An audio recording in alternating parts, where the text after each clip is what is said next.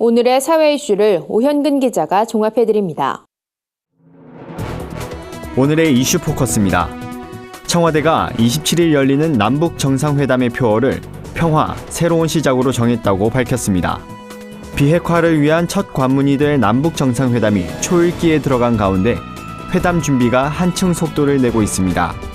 김의겸 청와대 대변인은 정상회담 표어를 공개하며 이번 회담은 11년 만에 이뤄지는 남북 정상 간 만남이자 북미 정상회담으로 이어지는 길잡이 회담이라며 이번 기회가 평화의 시작이기를 기원하는 국민 모두의 마음을 담았다고 밝혔습니다. 북한의 대외 선전 매체들이 남북 정상회담을 뜻깊은 사변이라고 부각하고 나서 눈길을 모으고 있습니다. 북한의 대외 선전용 매체 조선의 오늘은 김정은 위원장의 탁월하고 세련된 정치와 조선노동당의 일관한 자주통일 노선에 의해 마련되는 뜻깊은 사변이라고 의미를 부여했습니다. 우리 민족끼리도 남북 정상회담을 언급하며 오늘과 같은 극적인 변화는 김 위원장의 확고한 통일 의지와 대범한 아량, 동포애적 조치에 의해 마련된 역사적 사변이라고 주장했습니다. 북한 매체의 이런 논조는 정상회담을 10여일 앞두고 한반도 정세의 평화적 분위기를 부각하면서 이런 상황이 김 위원장의 주도적 노력의 결실이란 점을 강조해 업적으로 선전하기 위한 것으로 보입니다. 세월호 참사 발생지이자 희생자 수색과 수습의 거점이었던 전남 진도에서 다시 찾아온 네 번째 봄을 주제로 세월호 참사 4주기 추모식이 엄수됐습니다. 이 자리엔 단체장과 공무원, 군민, 학생 등 천여 명이 참석했습니다.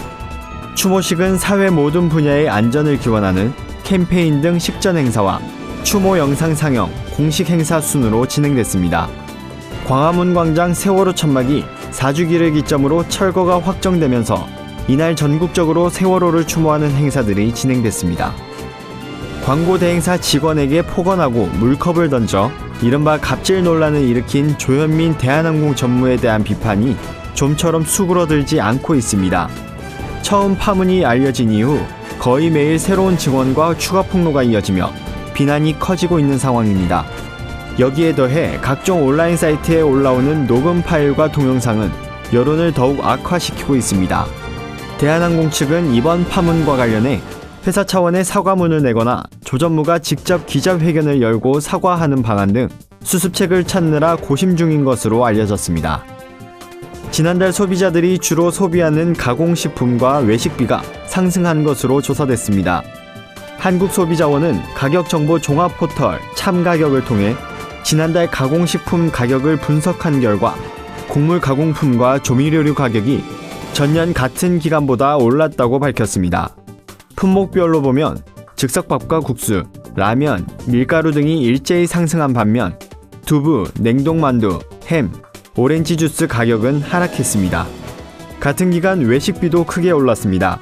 소비자원에 따르면 지난달 김밥 가격은 작년 같은 기간보다 5.9%, 자장면은 4%, 삼겹살은 3.5% 오르는 등 조사 대상 8개 품목 가격이 모두 상승한 것으로 나타났습니다. 구티비 뉴스 오현근입니다.